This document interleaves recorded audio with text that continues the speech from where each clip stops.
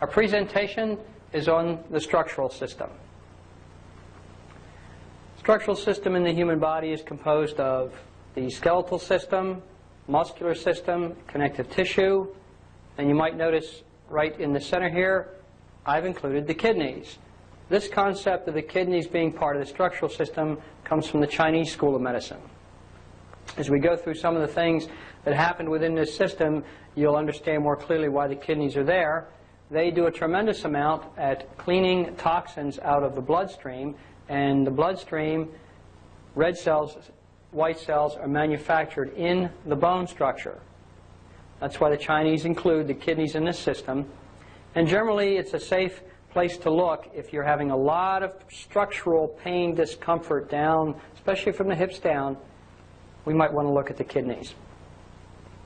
Primarily main functions of the system. The skeleton is the hard, firm framework within our body that keeps us in shape. Now, there's other animals that have what they call an exoskeleton, like a crab, where there's this very hard outer shell, and that keeps them in shape. Ours is done inside, an internal scaffolding, so to speak. Inside the bone, as I mentioned, relative to the kidneys, in the marrow, in the bones, is manufactured our red cells and white cells. Then we have the muscular system laid over the bones. Muscular system provides the motive force, the ability to move this organism around and to tie the bones together to keep them from coming apart. There's connective tissue between the bones, the muscle, things like cartilage, tendons, so forth. They are to keep all of this kind of tied together. Not part of the structural, but outside of that is the bag we live in called our skin.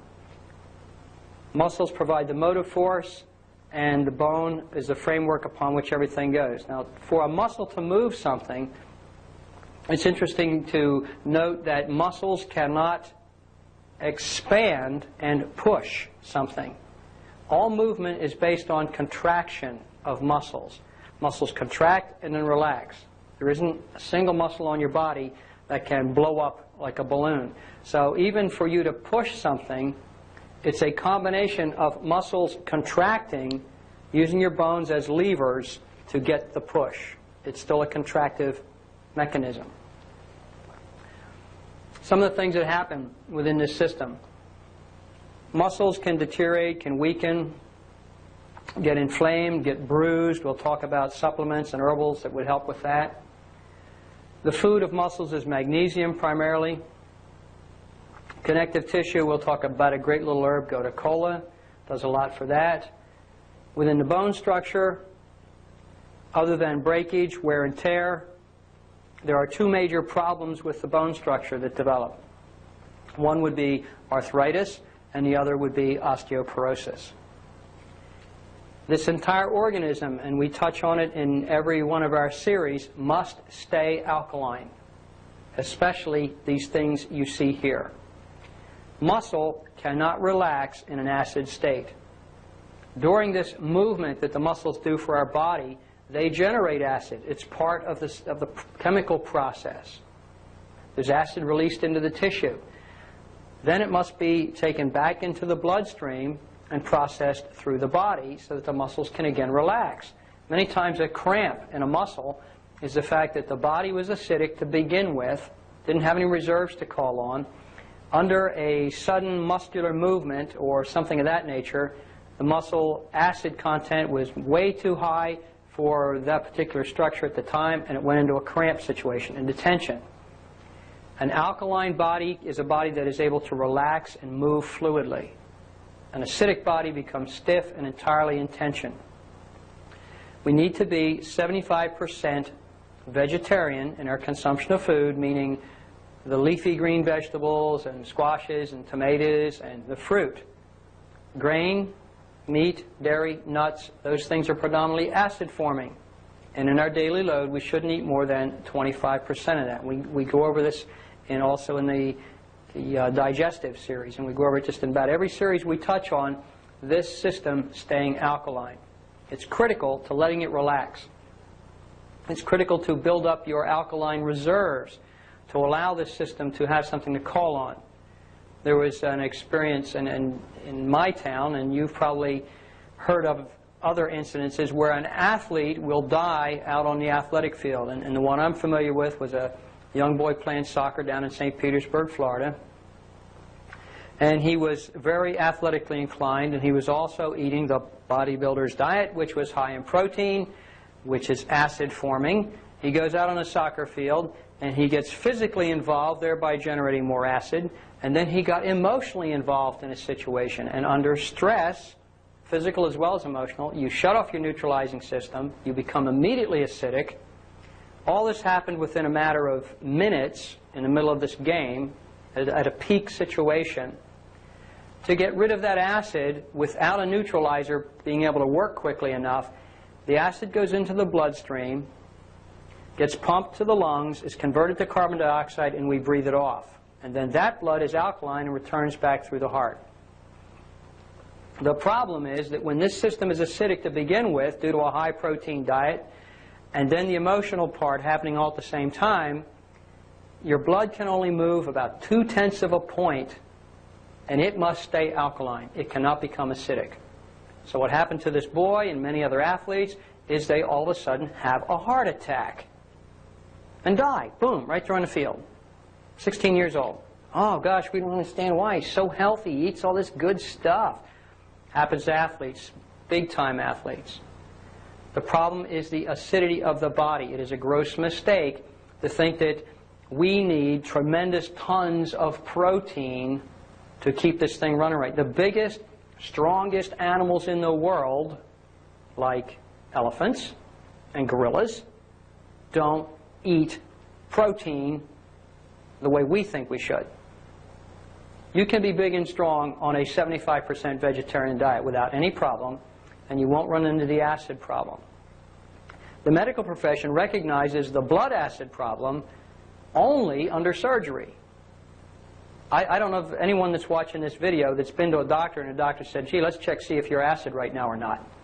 The only time they do is when you are on the table under surgery, under physical and emotional stress. They will monitor blood acid because they know that the minute they start cutting on your body, your blood can turn acidic and the heart will stop. And they're all ready to pump the alkalizing liquids through your body, the bicarbonate. So keep your body alkaline, have reserves to call on, and you won't run into those kind of problems. Go to the structural system. Acid alkalinity is a major factor there with the problems. Reference to osteoporosis. Calcium is the key to preventing osteoporosis, from losing calcium out of these bones. If you were to look at the internal structure of bone, it might look like a sponge. Calcium comes along and it fills those holes of this collagen matrix and makes the bone nice and stiff and strong. In an acid body, it is not possible to put calcium in that bone. If the body's out of balance, if the bloodstream is slightly acidic, if the tissue is acidic, if we're eating that acid diet, you cannot put calcium into those bones. We'll talk about some of the supplements that we can use to stay alkaline, and we'll talk about the usages of hormones to try and correct the problem. It's not the answer. The answer is to stay alkaline, and you will get the calcium you need to put into those bones.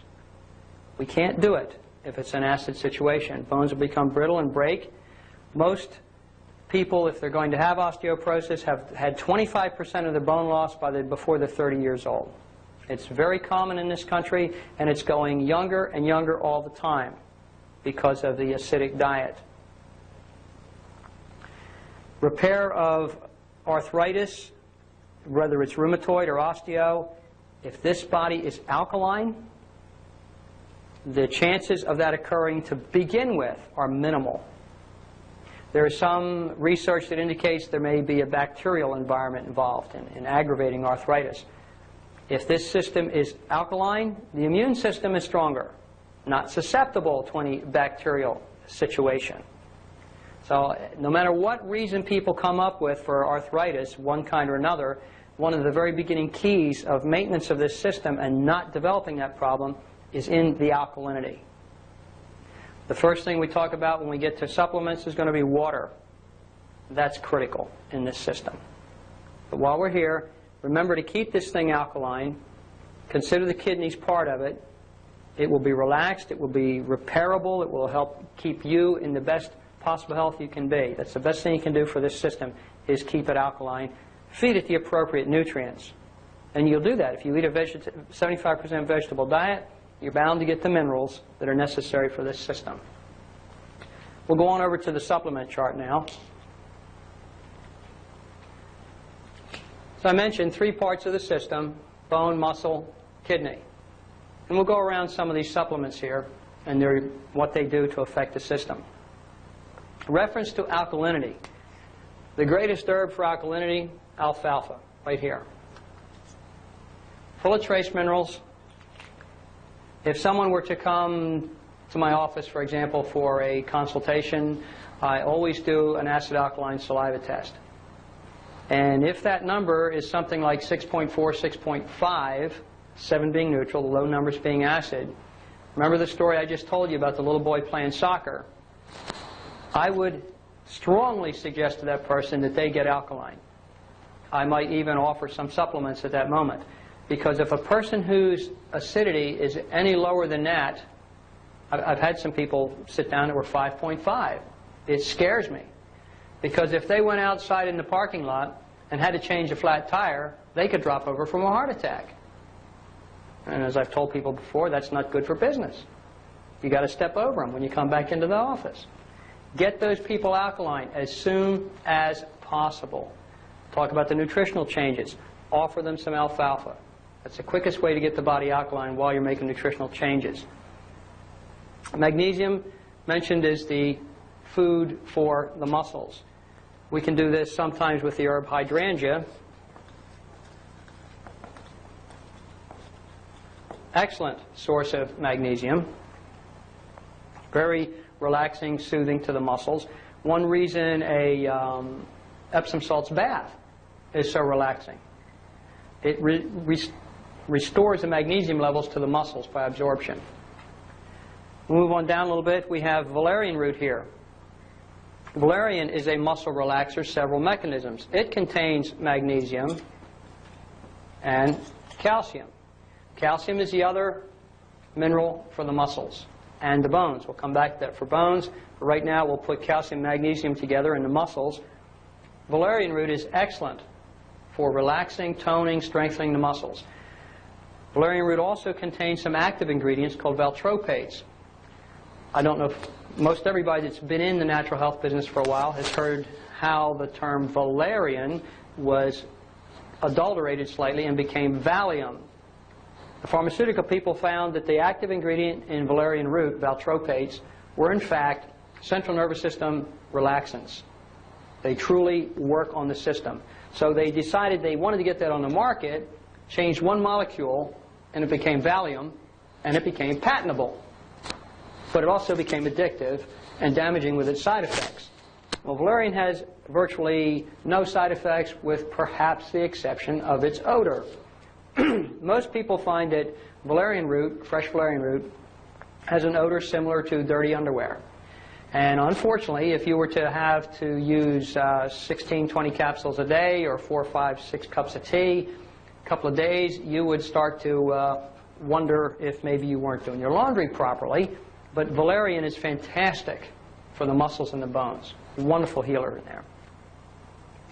We'll come over here to go to cola. I'll work in bone and muscle. I'm going to write a word here. That should be a C. O-L-L-E-G-E-N. Collagen.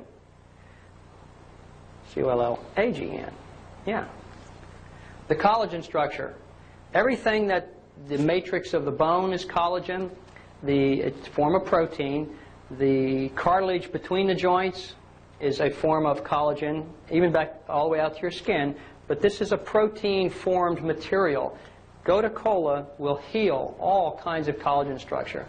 Things like tendons and ligaments.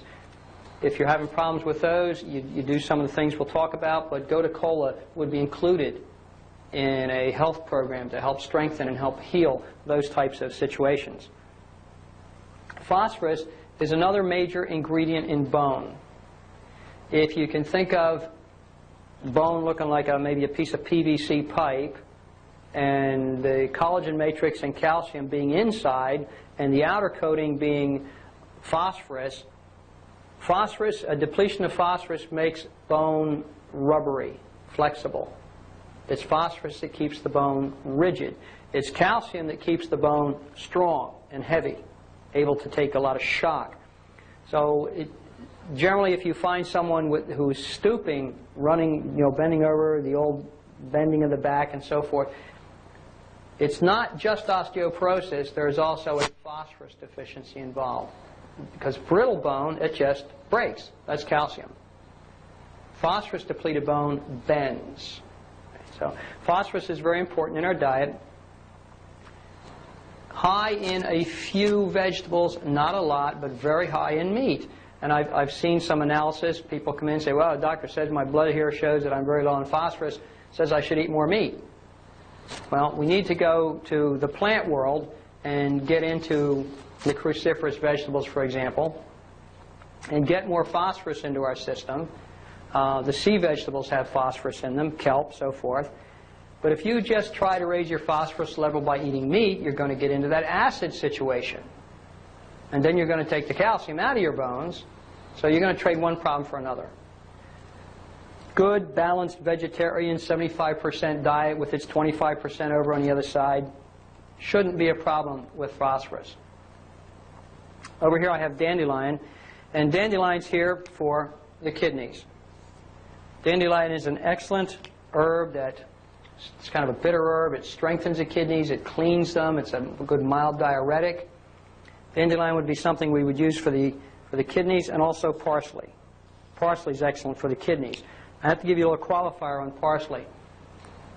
If you have kidney stones or an already inflamed kidney, parsley could be an irritant. But for average health and maintenance of a kidney, as a diuretic on a healthy kidney, parsley is excellent. But if you're already into a crisis, I would not use parsley. It can be a little bit of an irritant. Go to the dandelion, go to uvarusi for healing the kidney, something of that nature. We do quite a bit on the kidneys in the urinary system. Okay. Vitamins A, B, C, D. They're the basics. Basics for everything. These same four, you always hear about D especially being for bone, and it really is. Phosphorus, I'm going to go to something D. A lot of people will tell you have to drink milk to get your phosphorus and your D. First point you might consider, if you were to read the label on a container of milk and they were to actually tell you, and sometimes they do, how much D is in there, now you have to remember that it's added back into the milk. Because when the milk is processed, it's destroyed. So they add the D back. And personally, it's not the particular kind of D I would want even as a supplement. But let's assume they add it back. And at the dosages that they add it back, if you drank the quantity of milk that the marketing system recommends, you would be toxic on D. It's quite possible to do that, but since you don't get toxic by drinking milk on the D, then that says you can't get the D out of the milk, even though they put it back in there for you. So don't buy into that program. The other thing that you cannot get out of milk is calcium. I don't care what the guy with the white mustache says. When you cook it, you lock up the calcium. You kill all the enzymes that might have helped get it out for you, but you actually change it into an inorganic form. Let's go a little step further. What do calves drink? Water. Calves only drink milk until they're weaned. Then they drink water. Cows don't drink milk, and yet cows make tons of calcium in their body. They drink water. They eat grass. They stay alkaline. That's the key to proper calcium in our body, staying alkaline. It will go where it belongs, even in small amounts. If your body is alkaline, you'll get plenty of calcium out of your vegetables and maybe a small supplement. Potassium, wonderful herbals would be things like, again, parsley would be a good source of potassium. Potassium in kelp, relaxing to the system, relaxing to the muscles. It kind of helps balance the magnesium a little bit. Balance all of these minerals, calcium, magnesium, potassium, they have a certain ratio that they must maintain in. I would definitely look at potassium. Sometimes cramping in muscles isn't always a lack of magnesium or calcium. That's where most people go. Oh, get a glass of milk, get a little. Many times it'll be a potassium problem. Within the muscular system, potassium has the most direct effect on heart problems. Magnesium might lead to some irregularity, but potassium will lead to weakness of the heart muscle. Make sure you're eating lots of green vegetables, the green leafy kind. You won't have a problem with potassium. Excuse me. I have down the bottom here estrogen and progesterone. We are led to believe that the answer to osteoporosis in this country is hormone therapy. If that were correct, the 300 and some thousand pounds of estrogen that they pump into us every year should have cured osteoporosis by now. But it doesn't. It doesn't stop it. It doesn't do almost anything. The people that are using hormone therapy, 99% of them are acidic because they're also eating the standard Western diet. And if you remember earlier, I said you can't put calcium into a bone in a body that's acidic. It will stay in solution. In fact, it will pull calcium. And you will excrete it and you'll store it into other tissue. An acid body makes bone spurs. An acid body makes a hump back here. There's a lot of problems with taking high calcium supplements in an acidic body. Let's go back to the hormone. Reference to estrogen, which is the thing most commonly recommended and prescribed. Estrogen affects a thing called osteoclast. Within our body, osteoclasts go around from the bloodstream to the bone area, and their job is to dig the old deteriorating calcium molecules and structure out of that collagen structure we talked about. And they do it slowly. It takes about 7 years to totally rebuild the body.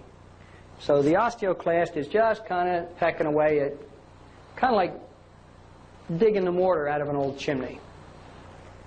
Progesterone, on the other hand, stimulates a thing called an osteoblast. The osteoblast's job is to travel around to the same bone structures, take fresh calcium out of your bloodstream, and put it into the collagen structure, into that matrix, and build brand new bone for you. I like to look at this thing as if this is the guy standing there with his finger in the dike, Mr. Estrogen, and progesterone over here is the building crew coming along building a new dam for you. Now you decide what your approach would be, but I think I'd rather have a building crew than some guy standing there with a little putty trying to take care of a hole for me. Estrogen is not the answer. If you are going to work with hormones, reference to osteoporosis, work with progesterone. It is from progesterone that we make all of our other hormones. So if your system is in balance, if your liver is strong, if your thyroid and adrenal are in good shape and all that, progesterone will be made into the estrogen that you might need.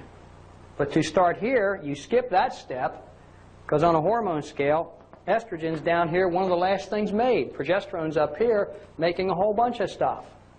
That's a medical term, by the way, stuff. Work with the progesterone. It will do the most good reference to hormones. But even getting hormonally balanced will not compensate for an acid body. Get alkaline. There isn't enough hormone strength to compensate for that acid alkalinity. It can't happen. Also remember back to we talked about some hormones. Glandulars. Your thyroid, parathyroid, is responsible for maintaining blood calcium levels so that your bones can be fed. If your thyroid is out of balance and it affects your parathyroid with your nutrition, you will pull calcium out of your bones because of that. That's its job. Got to keep the blood level up. So it's not just a hormonal thing, and that's what we're led to believe, that, oh, we can take care of osteoporosis with hormones. Another caution. A number of years ago, I guess it's been about 3 now, a pharmaceutical came on the market that was supposed to build strong bones.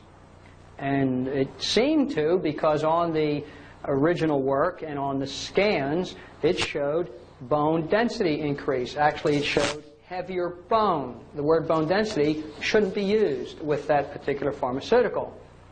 First caution that came out was, oh my gosh, we forgot to tell these people that when they swallow that thing, they shouldn't let it touch their mouth, they shouldn't let it touch their esophagus, they shouldn't let it touch their stomach, because it'll burn a hole in it. Oh, well, how are you supposed to take it? Well, you're supposed to wolf it down and gobble a gallon of water as quickly as possible. Keep that thing moving. There were a lot of problems with it, and there still are. Now they're gradually beginning to admit that what that pharmaceutical does, it builds heavy bone, not strong bone. So what you're seeing on the scan is a layer of clay on the outside of a weak sponge. Now you can take this nice little sponge and do yourself an experiment. Take some plaster Paris and wipe it on the outside of the sponge. Oh wow, looks like big, thick, dense bone. Snap. It will break because there's nothing in the holes in the sponge. There's nothing in the collagen structure. The pharmaceutical does not put calcium into the collagen structure. It lays it on the outside. It's misleading and it's questionable. I would not allow anyone in my own personal family to use that. I would get them alkaline.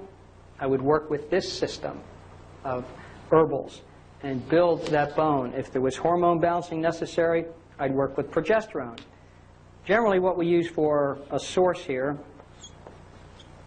is something related to the wild yam. We use wild yam products. Wild yam is a precursor to a phytoprogesterone. And there are natural sources of progesterone. If you do either one of these synthetic, as in progestin, don't be fooled, or the estrogens, the conjugated estrogens, there's a whole myriad of side effects related to them. Natural progesterone is safe. You can't overdose on it. Your body will use what it needs. Your body will break it down into what it needs, and it will pass it away. We talked about the liver in another series, but the liver is designed, one of its main first functions is to protect you from an invader in your digestive and in your blood system, specifically chemical invaders, and that's how we stress it the most. When birth control pills first came on the market, they were natural, but they didn't work. They weren't very reliable. The reason is that the liver's job, one of them, is to clean those hormones out of your bloodstream on the first pass through the liver. So you'd be taking your pill, and it might seem to work, and it might not, because the liver would be doing its job correctly. To use natural progesterone as a birth control thing, you would have to take massive doses of it. Now, the American Indians did. They used it a long time ago for that. I don't recommend it for that. So what the pharmaceutical people did, say, well, we're going to fool the liver and make more money. We will synthesize the progesterone into progestin by changing a molecule or so. Then, since it is synthetic, the liver doesn't know what it is and lets it pass. It's a toxin. But it can't deal with it. It can't recognize it. It doesn't know what it is on the first pass. So it goes on about and then fills up your receptor sites and acts like a progesterone. But along the way, it's causing some side effects. So the best way to do the progesterone is in what we usually use, a wild yam cream. You do a topical application, it's absorbed into fatty tissue, take it into the blood, and you bypass the liver first time around. So you get it into the receptor sites. That's really the best way to do the progesterone situation, is with wild yam. We'll go back through some of these, make sure we got them done right. Important ones. I think almost everybody needs a multiple vitamin, even if you're buying your food in a health food store. The soils that those vegetables and foods are grown on, it's up to the grower to put the fertilizer on. And if they're not composting and they're not turning soil and they're not putting plants back in, you could even get organic foods that are deficient in many vitamins and minerals. What organic really means under current definitions is no no chemical pesticides, has nothing to do with fertilizer, just pesticides. And it's usually within a year. On the plant, on the ground, no pesticide within a year. That's organic. Doesn't mean it had good fertilizer. It might have standard phosphate fertilizer. It might have, could be anything in there. It could be a chemical fertilizer.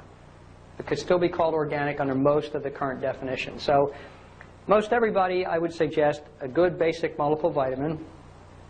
And I like to point out that if you decide that you're going to take a 1-a-day type and put yourself at 100% of RDA, I define RDA as death maintenance for a rat, because that's what the research was done. At the level of maintenance just over death is what RDA is.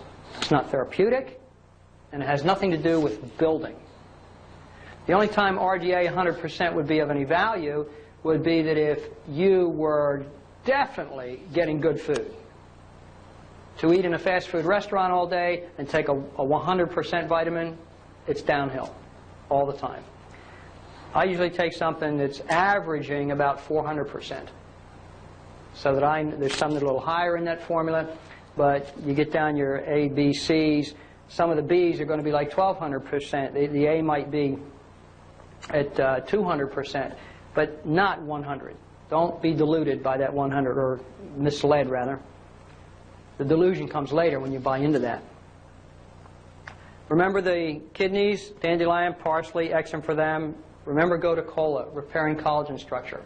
Not only within the muscles and the bones, eyes, retinas, anything of that nature, any tear in muscle tissue.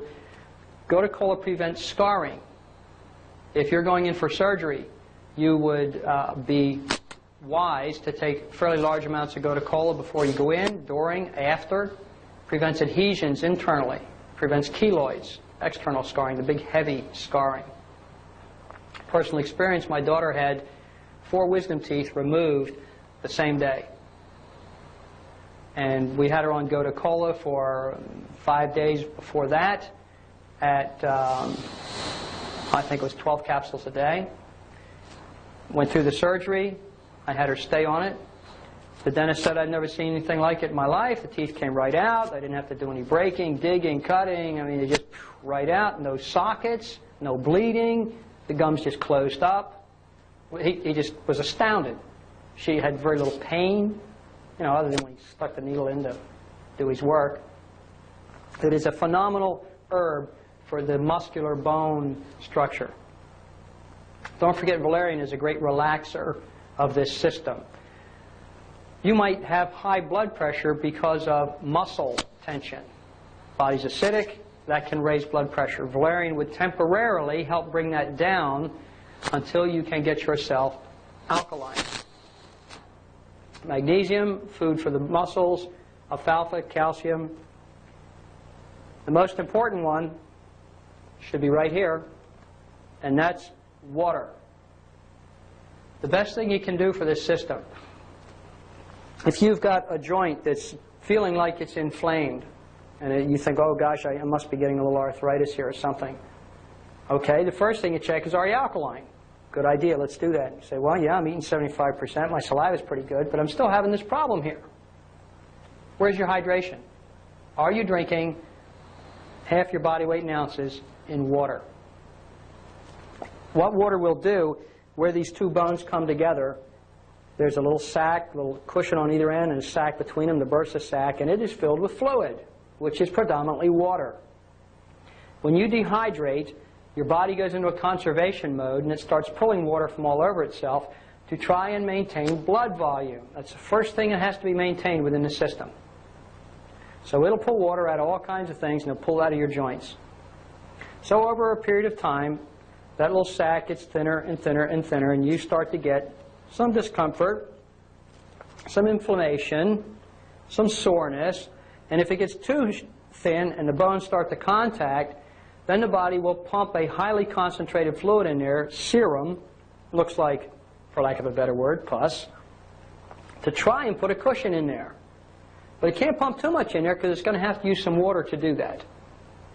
So now you have a bursitis, you have a rheumatoid arthritis. If the bones are breaking down and there's inflammation, you can get osteoarthritis, and it all starts with acidity and lack of hydration. Those two things will keep those joints and your bones well balanced. They're critical. They're real basic, simple stuff to keep this thing working properly. Get hydrated. This whole system will work better. If you've ever had a deep relaxing or a deep lymphatic massage, or you've had any kind of heavy massage work, or even after exercise, the counsel that should have been given you is to go home and hydrate. You've got to get the acids and the toxins that are built up in your muscles out, or that were released by the massage. They're released from the muscle, now they're trying to get in the bloodstream or in the lymph system. You go home and hydrate, you'll get the stuff out of the bloodstream, through the kidneys, and out of your body where it belongs. If you have a lot of stiffness and achy feelings in your body after exercise, think about hydrating. It's absolutely critical. If we can get ourselves away from the 1 cup of coffee a day being our hydration, and get up to the minimum of 8 for the 99% of us, some of us need 10, 12 glasses of water a day, we will have everything working better for us. We can get alkaline, we can get hydrated. This system, the structural system, is really easy to take care of. Alkalinity, hydration, they're the two keys. We appreciate your sharing some time with us, taking a look at the structural system. It's not one that gives us any problems until we let something go too long. Typically becoming acidic, leading into osteoporosis, not enough hydration, stressing the kidneys. If you're developing a lot of pain from the waist down, consider looking at the kidneys. Do some hydration. Try some of these herbs we talked about. An alkaline diet is a 75% vegetable diet. So you don't have to worry about that. Just switch the nutrition over a little bit. Take this information home.